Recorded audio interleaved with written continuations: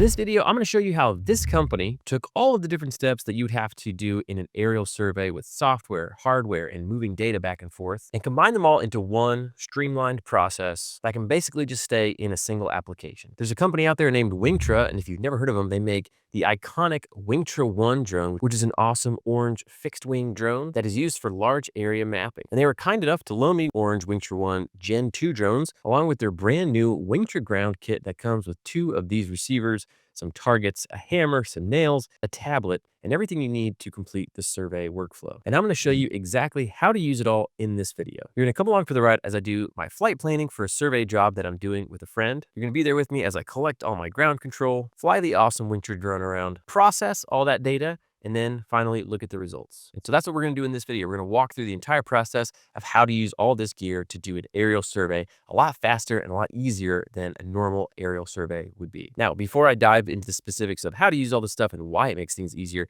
I think it might be first helpful to look at what the aerial survey workflow looks like today, typically for people who are going out there and collecting data from the sky. If they're going to do that using ground control and GNSS and software, photogrammetry, all that stuff. If you're putting that together, what does that look like today and what are the steps involved? So if you're unfamiliar with that photogrammetry workflow, let me walk you through it real quick to have an understanding of where we're at, where we're going, and why some of this new equipment and workflow might make your life a little bit easier. Now, if you're already a pro at photogrammetry or you're a surveyor or you already know how to do all this stuff with ground control and processing and corrections, you can just skip this whole section and you can jump straight to this part where I'm putting the Wingtra ground equipment, the Wingtra cloud software, and that Wingtra 1 Gen 2 drone through its paces. All right, for the rest of you who may not be as familiar with photogrammetry and aerial survey workflows, let's walk through it. So number one, you have to do some automated flight plan, and that is going to be in a software. Now, there's a whole bunch of different software applications out there that can do automated mission planning depending on what drone you have. But you do need to use some type of automated system because you really can't get the results that you need if you're doing it manually,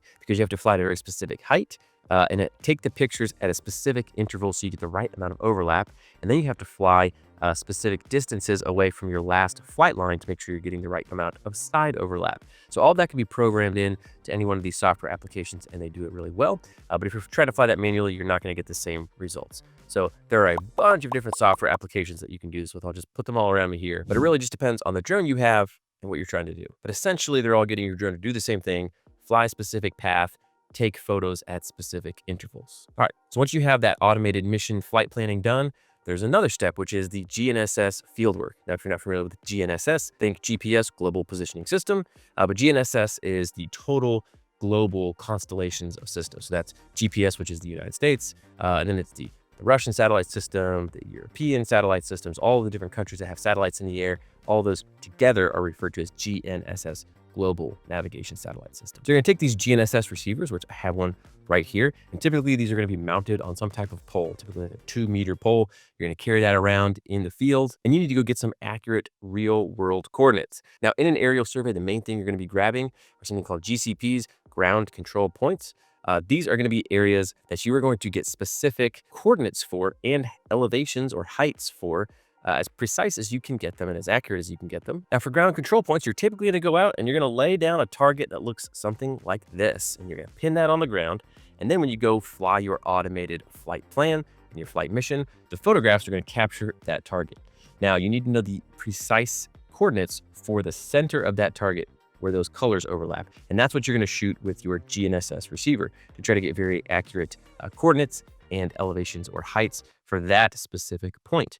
Now, you're going to take that point and you're going to give it to your software, and you're going to tell it, hey, the very, very center of that target is this coordinate and this height. So it might be northing and easting or latitude and longitude, depending on what you're working in, but you can give it that information, and the software will adjust your map to get it as close to that coordinate as it can. And you're going to give it several. So typically, 3 to 5 or more, depending on how big your site is. And it's going to adjust and sort of scale your map to fit those coordinates best it can while preserving the integrity of the map and the accuracy across. All right, so that's what's going to pin your map down to some real world coordinates that you can then use to hopefully, rely on other third-party data coming on top of it and comparing things or adding other layers like design files on it. Now, how do you know how accurate that is? While you're in the field, you're going to take some additional shots. Again, they could be targets or they could be other things that you can visibly see from the map, and you're going to get precise coordinates for those too, shooting it the same way with some type of GNSS receiver. receiver, but those shots are not going to be used to make the map accurate as far as absolute or global accuracy, like getting it in a precise point on the Earth. Those are just going to be used as check shots. So what you're going to do is you're going to load those also into the software, and it's going to look to say, okay, what did the receiver say that this exact location was?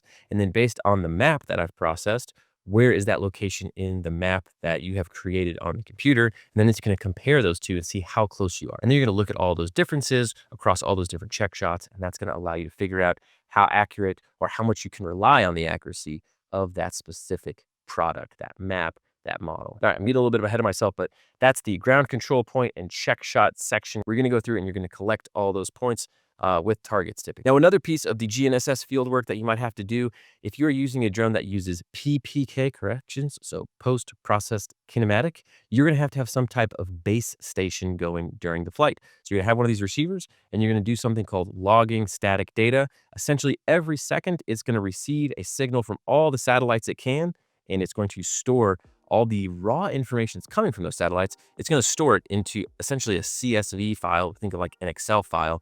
It's got a line for every single satellite transmission that's coming through. And every second it's logging that. So let's say it's logging 30 satellites it's locked to every second. And you're going to let this thing log typically from before you start your flight, during your flight, and then let it keep going for a little bit after your flight. So you could be logging static data for an hour. So that's 60 seconds per minute, 60 minutes per hour times 30 satellites every second. So these data files are pretty long. But what you're going to do is you're going to take that data and then you are going to be able to give that to some software later so it knows how to make some corrections to the geolocation that has been stamped on that image. Because every time a drone takes a picture, it stamps the coordinates on there, typically in latitude and longitude. But those are not super precise all the time because there are errors that are introduced from satellites. Bigger topic than we have time for in this video. But just know that if you want the coordinates that are stamped onto those images to be very precise, you have to have some type of correction source. So if you're doing PPK, which means you're correcting it after the flight, after the fact, you're going to need to be using some type of receiver as a base station. The other way to do it is called RTK, where you have some other type of correction source and it's actively pushing the correction information to the drone as it's in flight and is taking those photos. So just know that if you have PPK, you need a receiver logging static data as a base station on the ground during your flight. Now, up to this point, we have some software for flight planning or mission planning. Then we're going to have the software that comes with the GNSS receiver. So this is an MLID receiver. So you're going to have like the MLID Flow app. But if you're using Trimble, they have their own software. If you're using Leica or Topcon, they're going to have their own data collector type of software. Or if you're going to use a StoneX receiver, they're going to have their own type of software. So depending on what brand of receiver you're using or what type of equipment, they're going to have their own software that you're going to have to learn and figure out how to go collect those data points. And that is just another step in the training. Then you're going to have the drone itself to actually launch and fly that mission. So that's what's next. Once you have your targets all set out and you have all your points shot, and maybe you have your GNSS receiver logging static data, you're going to fly that flight plan. This is really the easy part. The drone's going to go up. It's going to fly its pattern. You're essentially just babysitting it, making sure that it's actually collecting the data that you need, that there are no airplanes flying into your flight area that you need to avoid, and you make sure that drone isn't going to hit any obstacles, like maybe there's a tower you forgot to look out for or some power lines, or maybe it's coming back to land and now your landing site is busier than you thought from before and you need to change landing sites. You know, you're there to make sure that the flight operation is going safely and smoothly, but you're not usually piloting actively since it's an automated flight mission. But again, that's going to be a separate software that you're going to use to execute that flight plan. Typically the one you used to plan the flight with, you're going to bring it over onto your whatever tablet you're using and execute it there. All right, so we have our GNSS data, we've got our base station data, all the GCPs, check shots. We have all of the images that have been geotagged from our drone that has flown that mission. We're going to dump all that data. Now we have to process it. So the process of processing it means you're going to load it into some type of photogrammetry software, and it's going to look at all those images. It's going to look for all the commonalities in those images where they have overlapped. It's going to look for specific fingerprints, and those are called tie points, where it knows where that image has overlapped. And then based on all the angles and some math, it's going to reconstruct essentially a 2D and a 3D model called a point cloud. The orthomosaic image is just one flat image that has a top-down perspective, but then in a 3D view, it will reconstruct a point cloud, a bunch of colorized points, typically in some type of 3D space that will allow you to create a 3D model of whatever it is that you were flying over. So if you need some type of digital surface model or the terrain, you can get that elevation data there. And the accuracy of that depends largely on the quality of your ground control points and the clarity of your photos. But now to process, you got to find some software to do it. So there's a ton out there: Drone Deploy, Pix4D, Metashape, Reality Capture, WebODM. I mean, there's just tons of choices. On the cheap end, there's Maps Made Easy, or maybe you want to use Birdie.io. Lots and lots of choices. One of the biggest questions that we get all the time by people is, hey, what processing software should I use? And that's a really hard question to answer because there are so many. They have sort of different use cases, different price points, but sometimes people get paralyzed by choice. They don't know what to do. There's cloud-based stuff. There's stuff that runs locally on your PC. This can just be another thing where you got to figure out, okay, what am I going to use? And then finally, once you have that data processed, you have your point cloud or your ortho or whatever it is you're trying to get, now you need to actually get the data out of it that you need. Typically, you're not flying just for kicks and giggles. You have a purpose to get that data and use it for something. So maybe you need to create a topographic map or contour lines, or maybe you're going to extract some planimetrics out of that imagery or that survey. So whatever it is you're doing typically requires a little bit more work after the fact to maybe bring those files into another CAD software or some other system where you're going to be doing some additional work or analysis to get your final product. So end to end, we're touching a lot of different software components. We're getting into a lot of different types of hardware, and you have to be trained on each individual one of these systems to know what you're doing, what data you need. You're going to need to know how to get the files off the receiver on the computer. You have to take them and know how to get them in the right format and bring them over correctly. And that those are geotech. There's a lot of different steps to be trained on, and that's well and good, and that's fine. A lot of people have their systems, but that's where this Wingtra ground kit can make your life a lot easier, especially if you have a team. Let's say you're trying to scale up some operations and you have a team and you need to train them all on something. There are so many different variables where things can go wrong, or they forget to do a step, or they forget to do the right thing. And this system can simplify a lot of that and make sure that the steps are getting hit every time and that there's a nice repeatable process where you're not having to jump around between a bunch of different types of software. The data just gets automatically passed to the places it needs to go, and it makes life pretty simple. Now, I'm not saying that now surveying is being reduced to just hitting a button, all of a sudden you have a survey, right? You still need licensed surveyors out there knowing what they're doing and bringing that expertise to the table. But if you have field crews that you're going to be using to implement some data collection, or you have teams that you're trying to train up, or you just want to make your own life a little simpler, maybe less gear to carry around, maybe some simpler workflows, I think this can help you out a lot. So to test out all this gear, I went on an actual survey job. So my friend Root Patel right here, he works with a survey firm right now, helping them start their own drone program for their survey firm. And so on most of their survey jobs, they call him out to do photogrammetry and get a drone out there and collect data. So when a job came up, he called me and said, hey, David, I got a job. You want to come do it with me? Bring the Wingtra. I said, that'll be great. Let's do it. So we went out and we surveyed this parcel of land where they're going to be building a pedestrian bridge. We'll get into that more in a second, but I just want to let you know, I'm about to walk you through the entire process on an actual survey job using the Wingtra with the Wingtra ground kit processed in Wingtra Cloud, and using also Wingtra Cloud to get some of the GNSS data. And I'm going to show you how to do that, how it makes your life a little easier. This is a little bit different than our normal video. I'm going to bring you a lot of first-person view stuff. So I wore like a 360 camera the whole time I was doing this. So I'm going to walk you through this step by step. Feel free to skip around if you want to go to different sections, but I'm going to walk you through beginning to end. So with that, let's start by getting into the flight planning portion of this. All right, so let's do some flight planning. Join me on my screen here as I am in Wingtra Cloud. So we're going to be going somewhere called Mary Holland Park. It is in Bartow, Florida, close to the library. So let's type in Mary Holland Park. We're going to name that. Call it 2 because I think I already have one in there. And then we got the address here, so we're going to type in the address. I wonder if... All right, so this area is where we're going to be doing the aerial survey. This is the library right here. And we're going to be surveying about right here down here. So what I want to do is I want to make sure that my this site area section covers everything and a little bit more, because this is what's going to be downloaded locally. So in case I don't have internet access or something, it should be fine. So you'll see offline map will be limited to site area. So make sure you get the whole thing in there. Better to zoom out a little bit. So I'm going to say this over here. Let's say next. All right, so it knows where I am. And it says based on your site location, we're going to suggest these coordinate systems. Now I know from the survey company that's doing this, they are in Florida West, US feet, US survey foot. So this all looks good.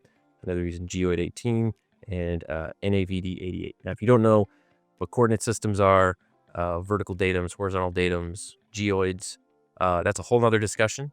I encourage you to check out our course, Geodesy for Drone Surveying, taught by none other than famous geodesist Dave Doyle. So check that out. If you don't know any of that stuff, it'll teach you all that. But for the purposes of this, we're going to keep pressing on. So we're going to save new site. It's going to save my site, and then I can do flights for this site. So I don't have any flights yet, so I'm going to do create a new flight. So we'll just call this Mary Holland. I usually do the camera that I'm operating, so I think we had an RX1 on this one. The Mary Holland RX1. We'll say the date of the flight is June 16th, even though I've already done this. Spoiler alert. I'm just going back and showing you how to do the flight planning. This is my site, my Wingtra 1, and we use the RX1 Mark II for this, and I'm the pilot. I'm going to create that. All right, here is my flight. Now what I want to do here is I want to create a flight area, and I'm going to map that out here. Now I was given a KMZ file to mark the outskirts of this section, but I'll just show you what it was for our purposes. So it's coming down here, we went all the way down here.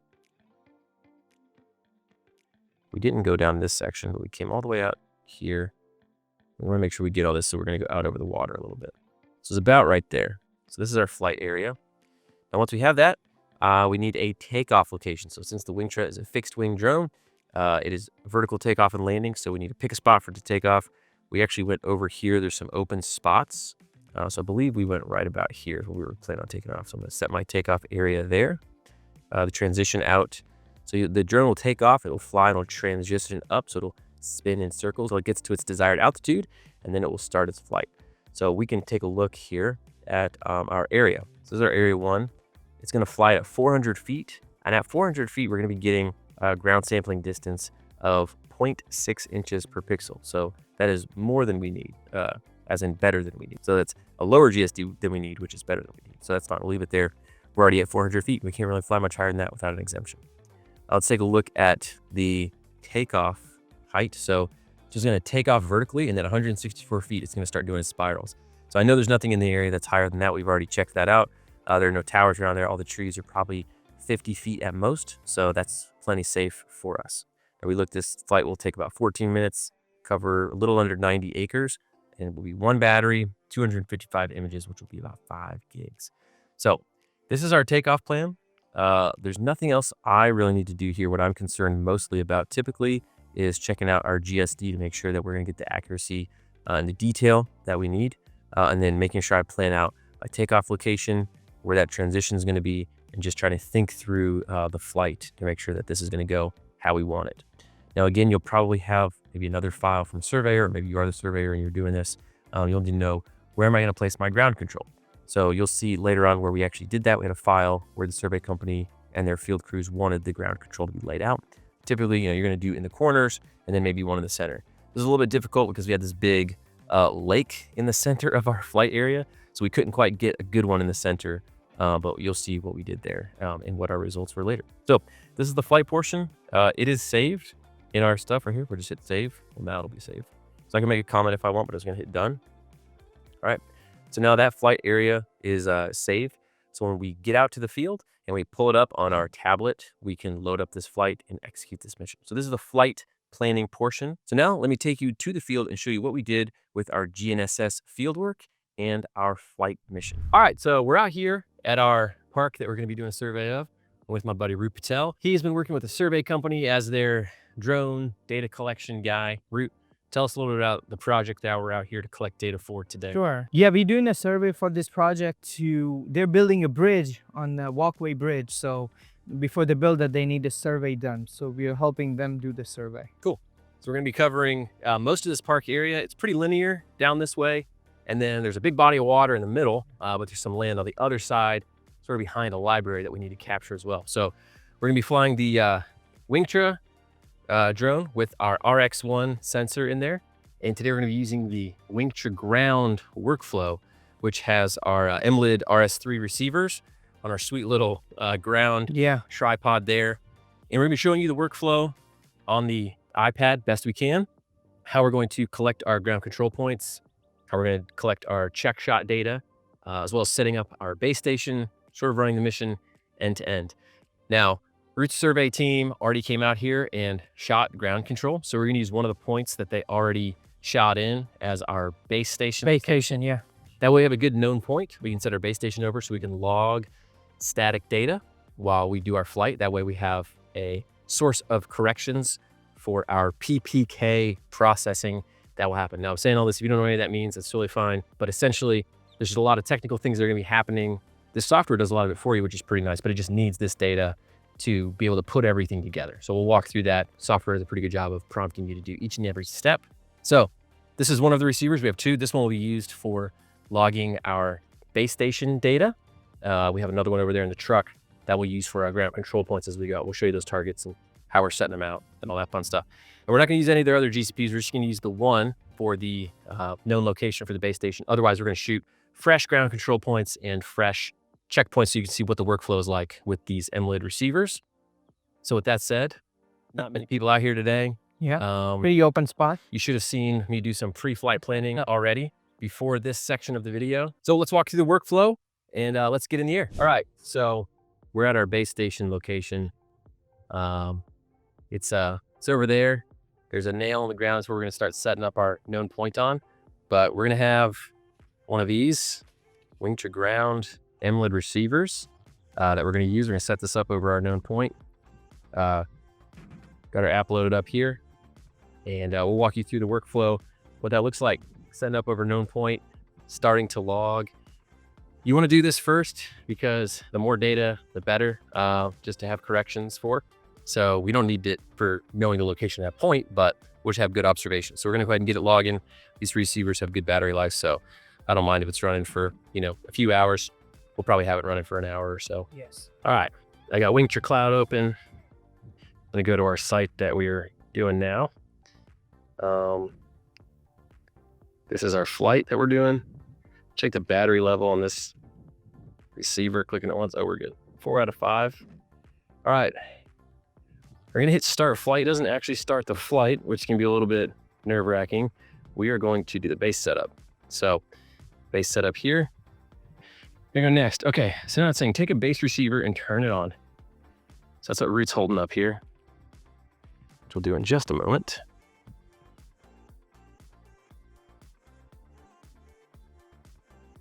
All right, so they use this as a ground control point earlier. We don't really care about using it for a ground control point. We're just setting up on the nail here. So I'm gonna get this level as we can so it doesn't move around.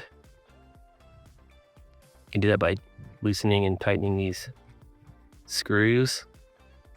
All right, so once you got that bubble centered up, should be good to go.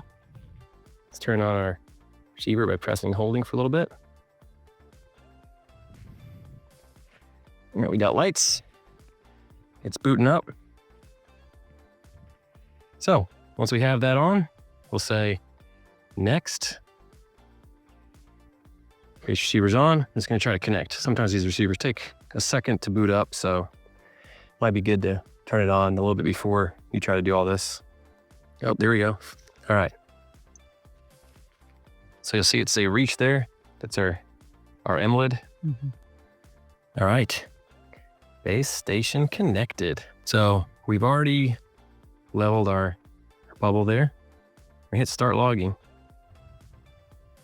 Okay.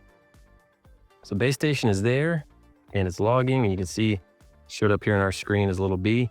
So it knows our approximate location, even though we'll get the final location in there in a little bit. So we can just leave that on there. That just needs to remain on during our flight and be in close proximity so we have a short baseline and we can conduct our flights. All right, so the next thing up on our list is to do checkpoints, which we'll see right here. Checkpoints. So we're gonna get our next receiver for that. And we're gonna lay out a ground control target. So that's up next here. All right, so in our kit here, we're gonna have some survey nails. These are 50 millimeter, and some smaller ones, some 30 millimeter. So we're gonna be in grass, so we'd like the longer ones. They have the nice Wingtra branded hammer, orange. So we'll get our second receiver, our hammer, our survey nails, and grab one ground control point. Now, these are nice, clear ground control points. We're gonna stake these out, put the survey nail in the center. We're gonna set the receiver right on top of the nail, log our ground control point. Usually takes about 30 seconds, and the software will store that. So, Got our target. Again, out to my trusty friend Root here. Let's hit it. So we don't have to jump the fence every time. We're gonna set the ground control point right out here. This is about on the edge of our survey area anyways. So I'm gonna go ahead and turn this on since it takes probably a minute or two to bob. You're gonna hold this down until all these lights flash. You'll see the Wi-Fi and the Bluetooth thing light up. You'll start scrolling. That's how you know it is turning on. So while this is turning on, I'm gonna leave the tablet right there. We're gonna go stake out or place our GCP out here.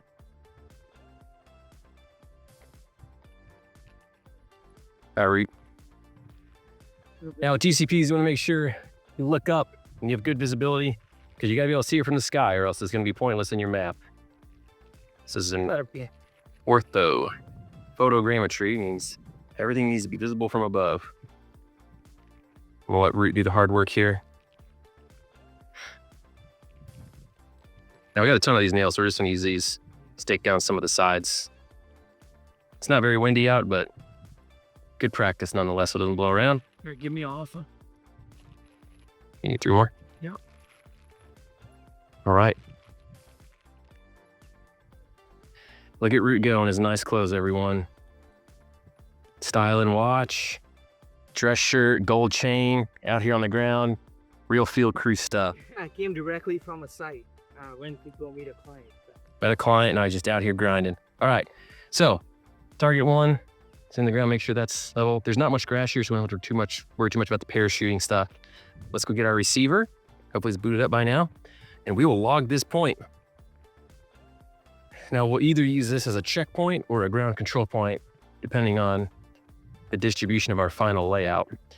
We have 6 targets, so generally they recommend 3 ground control points and 2 checkpoints or check shots. Clearly you can do more than that if you'd like, if you've got more targets. But okay, so look, this thing looks like we're on here. So I'm gonna go back. I'm gonna hit my checkpoints again.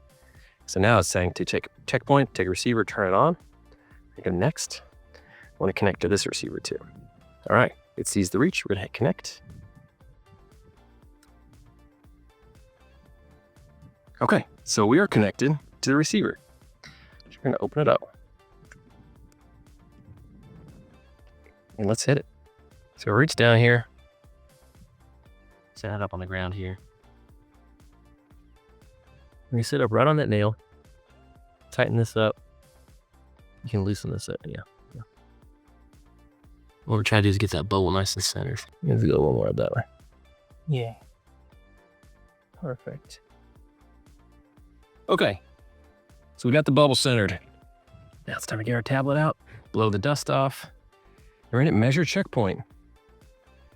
Target steps, place target on the ground. Make sure there's no visual obstructions. We're good, we talked about that.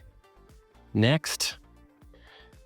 All right, are we ready? We place it? We're good, we're gonna say measure. Measure. All right, so you wanna step back a little bit. These are pretty low.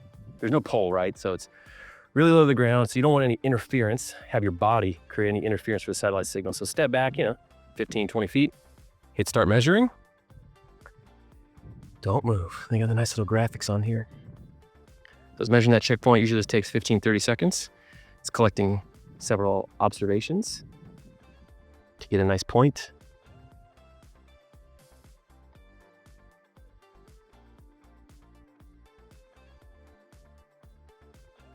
Okay, checkpoint 1 is in there.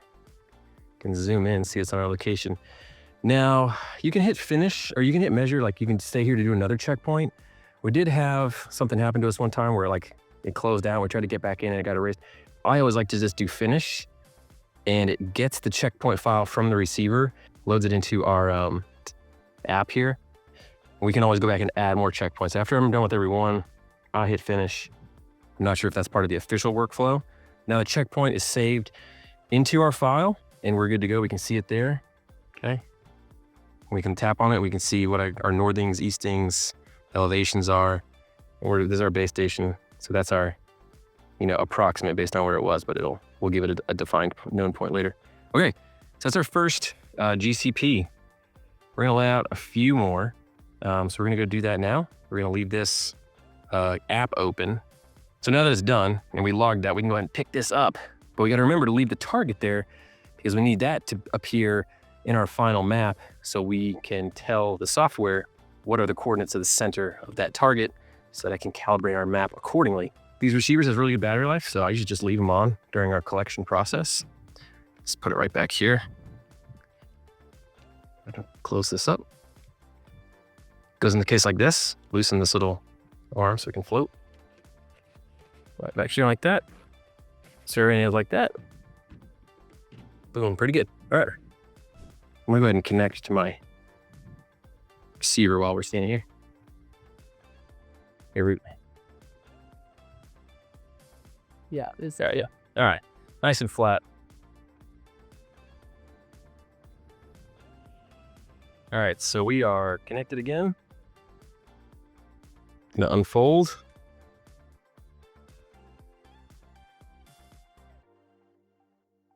All right, we're locked in. We're going to set up our receiver. Check out here so you can see what we're doing. Set up our receiver on top of the point. Push those down. Check our bubble. All right, bubble's nice and level. We're good there. Let's hit measure checkpoint. One step away. Next. Yes, you can check the box so it doesn't come up again, but as I start measuring, checkpoint number 2. Take a step back. Again, we picked this point because visible from the sky. It's a little close to that tree, but it's probably 50 feet away. I think we'll be all right.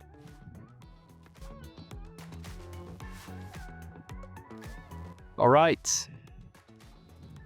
We should have our second checkpoint in there. I'm gonna say finish. So grab those checkpoint files. And just something to note, it calls everything a checkpoint in here. But I was saying you can designate ground control points or check shots, but in the software, it calls everything a checkpoint. Okay, so we're good to go on that. Leave that target out. Hope nobody disturbs them. That would be a bummer. All right, so Root's coming out here with our third check shot. All right, on my screen here. I do checkpoints. All right, so we're connected. Got our ground control point out.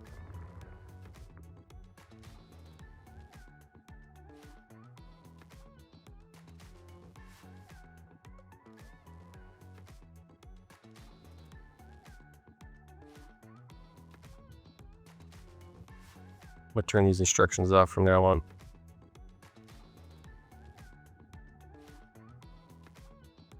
Start measuring.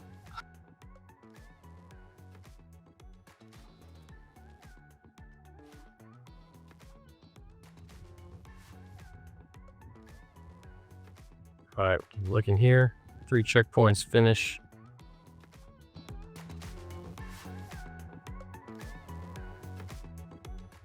All right, checkpoint saved. See them on the map there. We're good to go. Let's go do checkpoint number 4. Time to do our next ground control point. All right, so we're gonna jump back in here. If you're able to walk to all of them, you don't have to reconnect it each time. Doesn't take but a second anyways. All right, we're connected. Root's getting the target in. You all set? Mind holding this for me for 1 second? Target on.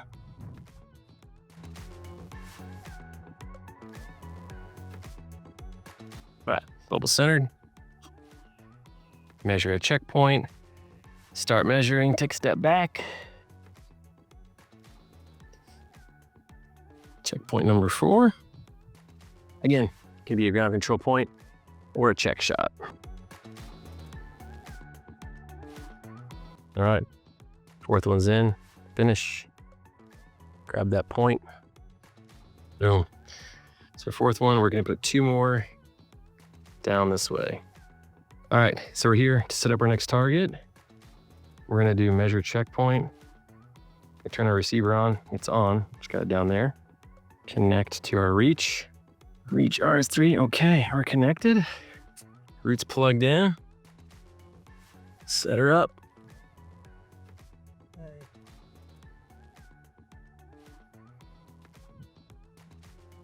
Level the bubble. Ooh, we're almost exactly level on that one. All right, bubble is level. Measure checkpoint. Start measuring. Checkpoint number 5.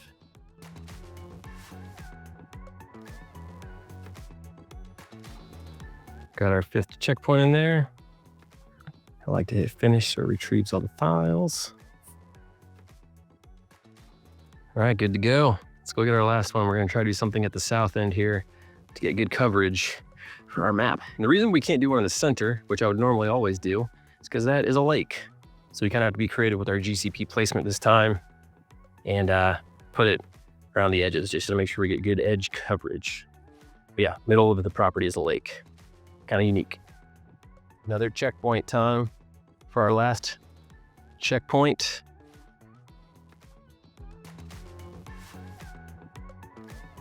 Our flat there. Measure checkpoint. Start measuring.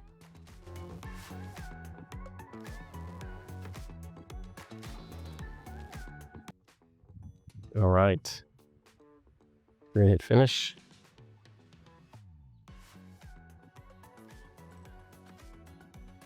Okay. Checkpoints are done. Let's load back up. Let's get ready for our flight. All right, so now that we got our ground control points placed, our base station is logging, we're all set up in our software, we got our takeoff points selected, we're gonna go ahead and get the Wingtra ready to fly. So I'm gonna show you my screen and what the process looks like from my point of view here. So let's get to it. First step is battery. So we're gonna take this nose cap off. So we want that. We actually are gonna get... Yeah, I'll plug it in. So Root's gonna get the batteries here. Essentially these guys just plug into the top of the drone over there. Get that powered on. Sometimes you wanna do that a little early because you want the GPS or GNSS receiver to have time to get a good lock. So this is gonna be our antenna for our telemetry data. You need this dongle here, along with this cable for some power, and this cable for our signal. So we're gonna plug this in down here. Telemetry data goes in this way. Power on top. Plug this into the tablet there. Okay. Oh, the antenna. We don't want Wingtra Pilot because we're in Wingtra Cloud. All right, so that's there. Good idea to have an external battery source. Keep everything charging. All right. So I'm gonna do drone flight. We're in here.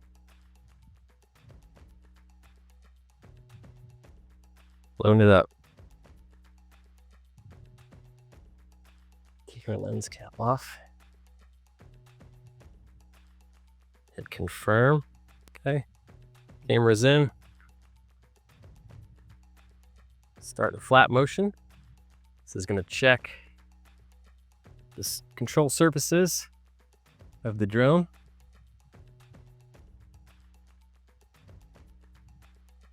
Confirm that we're 5 meters away. Flight plan upload. Confirm geozones. We're uploading our flight plan.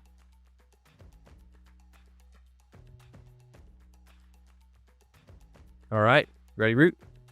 Start flight. 3, 2, 1. Here we go. Motors started. Off it goes. Better watch out for air traffic.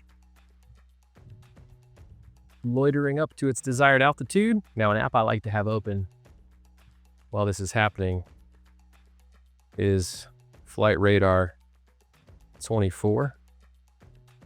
So I can see where other air traffic is near me. Looks like we're pretty clear on any other aircraft around here. This is sort of our flight area right here. All right. The drone is doing its thing.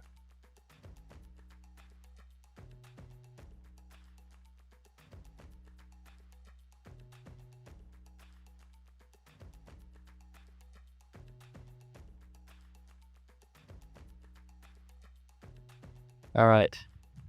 So now we're going to go get our ground base station.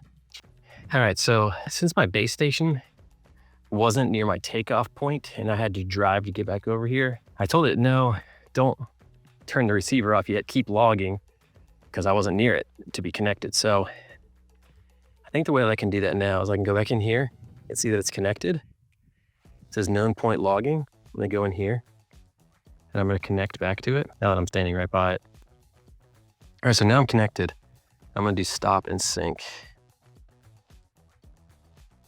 Stop and sync.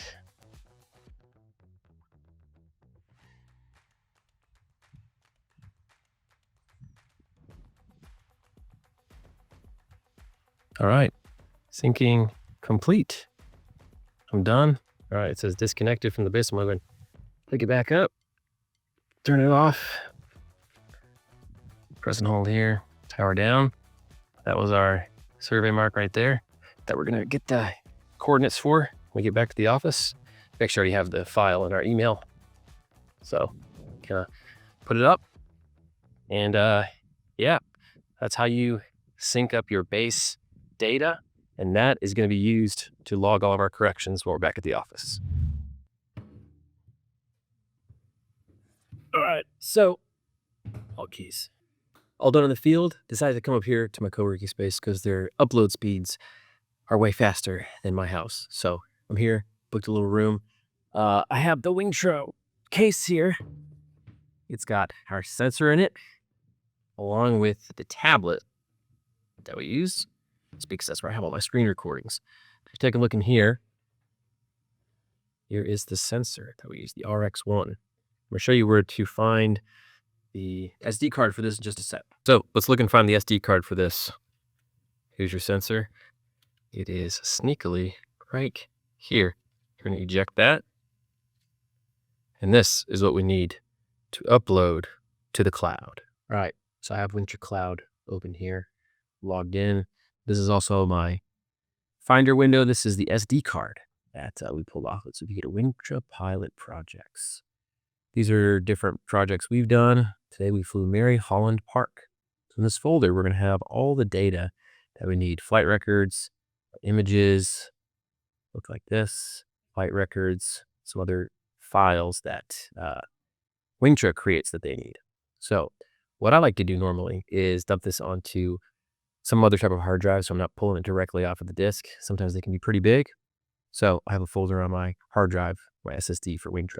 All right, so here's my flight data folder where I drop my other projects. I'm gonna grab this entire folder and drop it in my flight data. So it's about 8 gigs, 9 gigs.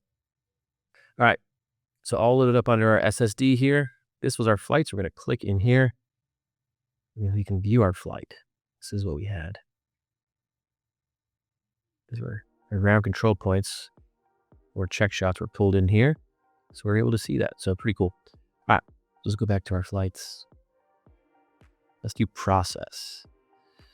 So we can either process the points, do some geotagging. We're going to do the entire map processing, which is basically going to do our geotagging, all of our base corrections that we have in all of our data. So we're going to hit next, drop your flight data in here. So that's going to be our SSD, the full folder. I'm going to drop that right there. All right, so let's pull it all in there. Now it's uploading these. You can see each one of these dots was an image. And then these little symbols right here were our GCPs or Checkshots. So we do need to get the known point in here. So I'm going to go grab that data real quick, the northing, easting elevation for that. All right, so here's the control file we got from the field crew. This point right here, 1013, is that control point where we set up our base station. So this is going to be our northing, our easting, and our elevation here. So we're going to enter that data over here. I'm going to pull it off screen so I can still see it.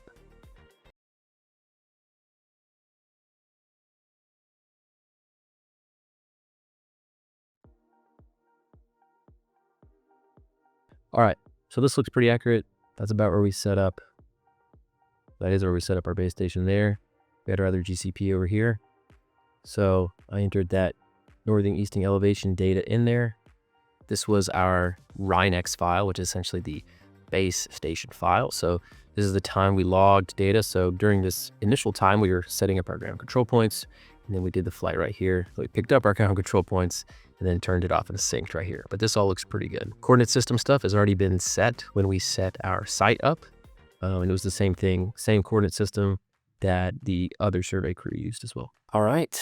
And if you wanted to use this same base station on multiple flights, you could save it, but we're just doing this one flight. All right, so I'm gonna hit next. We've got our base station information in there. The flight files are in there. Our checkpoints are logged, but we need to pick, believe. Oh yeah, so what we wanna do is up here, use GCPs. So we don't want them just to all be checkpoints. We want some of them to be ground control points. So if you're unfamiliar, ground control points are what the software uses to place your map on the Earth on a specific coordinate and elevation. That's how you make sure that you're pinned to the right spots. So the results can be put into other software designed on top of, and everything's gonna line up. The Checkshots is to validate that that map is correct. So it's gonna say, hey, you told me that this feature was right here on the Earth. Let's compare that to what your map says, and we're gonna look how different that is. So typically you want ground control points to be spread out on your map. You don't wanna pick like these two because this is the only part of your map that's gonna be pinned down, and this could just be unreferenced or unlocked in up here. So I like to pick some that are spread out.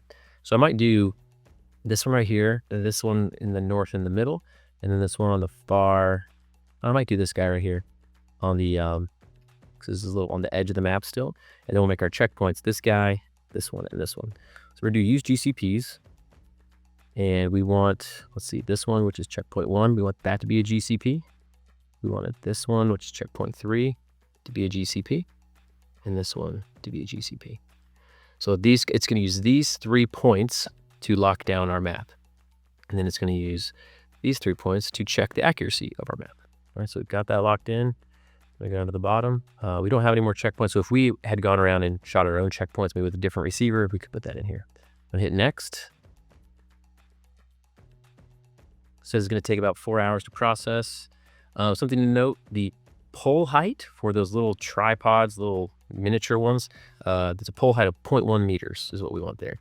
And if we wanna look to, I put this in earlier, but we have the Wingtra receiver is the antenna type. So make sure you have that in there. That's the Wingtra ground kit. All right, so this is how we have it. Everything looks good. Base station, GCPs, Checkshots. We're gonna go ahead and hit process.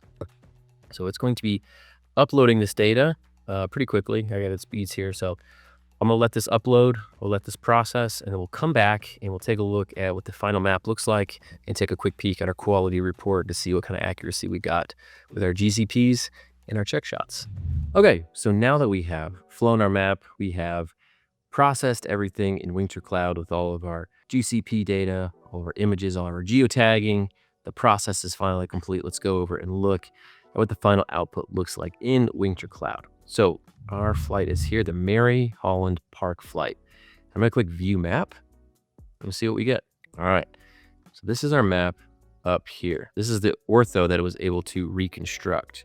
Now we can see our base location here. This is where we set up our base station where we were logging. This was one of our GCPs. We had set this one as another GCP, but we'll come back to this in a second as to kind of what maybe happened here.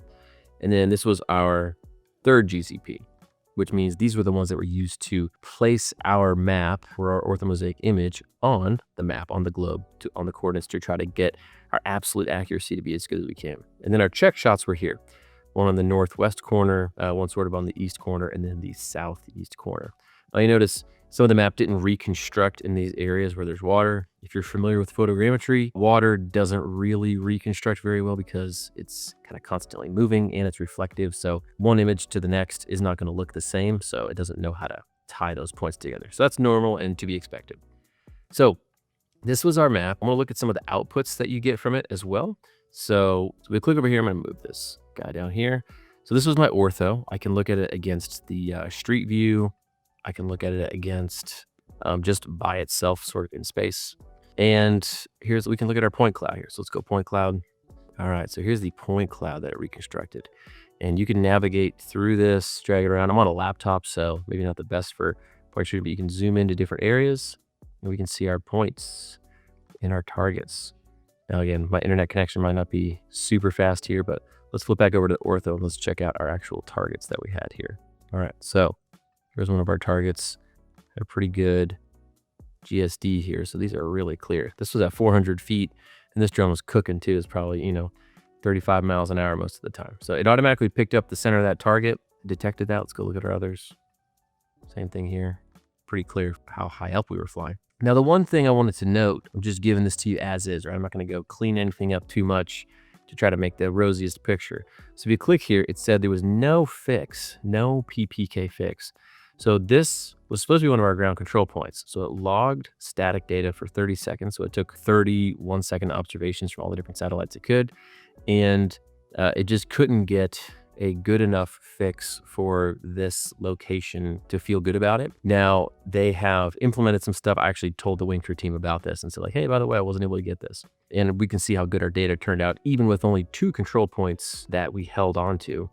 But they already implemented some fixes for this in the software, at least to give you a warning if, hey, maybe this didn't get a fix. We're going to give you some more information on like PDOP, dilution of precision. This is getting into topics that I'm not qualified to talk about. I'm not a surveyor, but things that sort of give you an idea of where the satellite geometry is in the sky, how good of coverage that you have, any type of things that could cause interference. So something happened where I didn't have good satellite coverage, or there maybe was some interference nearby or something to where I didn't get good enough data for this point. So we'll look how that was impacted in just a moment. So we looked at our point cloud, and then here's the DSM. Now, these are just things you can visualize for the DSM, right? So these are just the things if you want to view them inside of Wingtra Cloud. Now, let's say you wanted to use these files in something else. Let's go over here.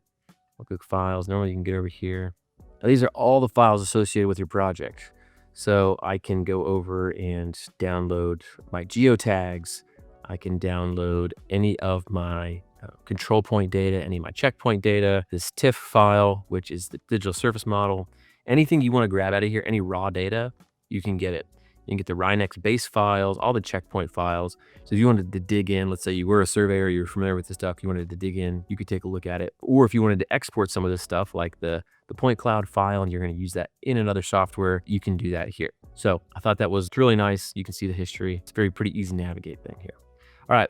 One thing I want to look at as I finish this out is the quality report. So I'm going to do view report here. This is sort of our summary. Now, I'll preface by saying again, I'm not a surveyor, not a licensed photogrammetrist. I have a decent amount of experience with these things. I've worked with a lot of people who are very, very good at this, and I've been able to get their opinions and learn things that way. So take what I say with a grain of salt here. Don't be blasting me in the comments like, oh, Dave, you're looking at this wrong. If anything, coach me up, right? When we get other people we do this course, we get other people to teach these aspects of it. However, I do have a call scheduled with a licensed surveyor to go over this. So it could be that by the time you're watching this video, I've already done that, and I'll put a link to that in the description of this video. So if you want to watch a discussion of this quality report and the accuracy and some of the assessments of Wingtra Ground with a licensed surveyor who does tons of photogrammetry, that's actually their main bread and butter among a few other things they do, that'll be below in the description, so you can check that out. But here's sort of my initial take on it. I like to look at this. So RMS, it's like usually root mean square error, RMSE.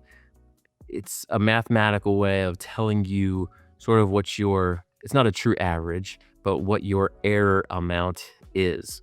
And they're looking at that compared to, hey, what did the map say versus what did sort of our checkpoint say, or how far off was your map compared to where we think it should have been or where you said it was, right? 0.04 feet. So 1/10 of a foot is generally considered to be pretty good.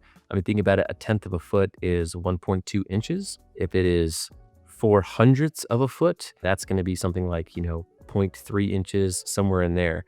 So that's really pretty low. So this is X. So again, your X and your Y is sort of your lateral accuracy, or your sort of your coordinate accuracy. then your Z is your vertical accuracy. And typically your Z is where you have the most sort of fluctuation. It's the hardest for GPS to really get accurately.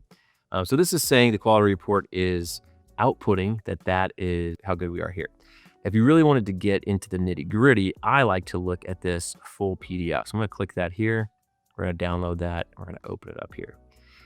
Now you can see Pix4D Cloud. That's sort of what's used. Wingtra Cloud uses in the back end to do all their processing, because Pix4D is a very powerful photogrammetry engine. So it would make no sense for Wingtra to totally create their own, a good one out there. So this is all your input summary. It shows you the camera you're using, the images you're inputting, what coordinate system the images were in, then your project coordinate system. So we were working in, US survey feet and NAVD 88 for our heights, Florida West, Geo 818, right? So this is just kind of what we were working with. Quality checks. Now, 406 out of 463 images were calibrated. This is typically just on the reconstruction, how good it was able to reconstruct the image. If we look back, there's a lot of holes in our model, and that's because of the lake. So if there wasn't water here, right, if this was all land, this would be very good, I imagine. I've done other flights with Wingtra, and it calibrates the images, like almost all of them, if not 100% of them. So that's why there's a little yellow error there, but that's fine. It's kind of to be expected since we knew we had some water. And then it looks at how many matches per camera, key points. So those key points are the similarity, the tie points. I'm not going to get too detailed into all this stuff, but this is where it's going to show you some of your accuracy, control points, and the checkpoints. So checkpoint 1 and checkpoint 5, remember it threw out one of my other checkpoints. They call them checkpoints, but ground control points, because it couldn't get a good fix on it. So this shows you the error from what we said was the coordinate of that point to what it was able to fit the map to. So you can see error in US feet. This is so 1/100th of a foot, or 1.3 of a foot there, and then very small on the Y, again, because it is trying to shift the map to best fit it as best it can. So these will generally be pretty small on the control points. Then 3D checkpoints, these would tend to be a little bit bigger, because it's not using these to place your orthomosaic image on the Earth. It is just taking another independent measurement and comparing that to what your map said. So here we have 600ths of a foot. This one was really small, 8,000ths of a foot. So this is, 200ths of a foot. These are all very small. I think the biggest one we have is here. So this reprojection error is actually measured in pixels, saying, hey, if I were to place this in a 3D environment into that point cloud, would it line up with exactly with the pixel where we think it would be? This is saying it's 0.38 pixels off. Very small, especially given with our small GSD that we have. Again, these look pretty good. And if you go all the way down here, this is what a lot of people look at. They look at sort of your total error budget.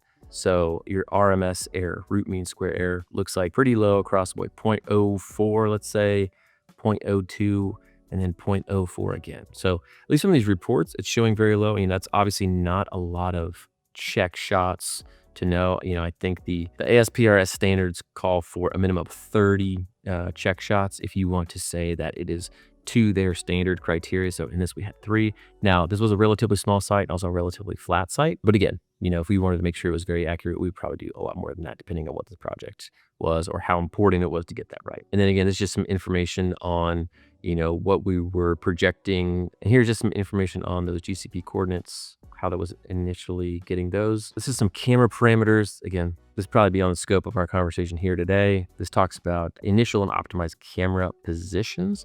You can see it looks like here is probably around where we had some of that water that it was not able to reconstruct. And then same thing, key point matches. So this is all the places where it was able to match similarities in those images and reconstruct things. Again, we had water here and we have water here. So that makes sense. Looks right to me. So that's kind of my overview of the quality report. Take it at face value. Again, it's not a ton of data, right? It's only 2 GCPs and 3 Checkshots, but the RMSE on it is pretty low compared to a lot of other reports I've seen, which low is a good thing. So I'll be interested to see what my surveyor friend has to say on this. But overall, very good quality output from the Wingtra, especially given the conditions we were flying in and how few ground control points we had. So that combined with the PPK, again, we had that base station running the whole time, and it did those PPK corrections, so that already lined things up pretty well. And then it took those GCPs to really lock everything in. So really impressed with this. I think Wingtra has done a fantastic job of trying to integrate the hardware, the software, the GNSS receivers, the processing, the reporting, visualizing your outputs, everything literally just all in one sort of ecosystem to make people's lives easier who have these kind of projects. So I want to thank Wingtra for lending me their stuff and let me play around with it. And I hope you enjoyed this video. I know it was a long one, but I wanted to take you along the ride from end to end and explain how this changes things if you've been doing things a little bit differently in the past. So let me know your comments down below. Do you like this system? Do you not like this system? Did I miss something? Would love to hear your thoughts. But until next time, take care.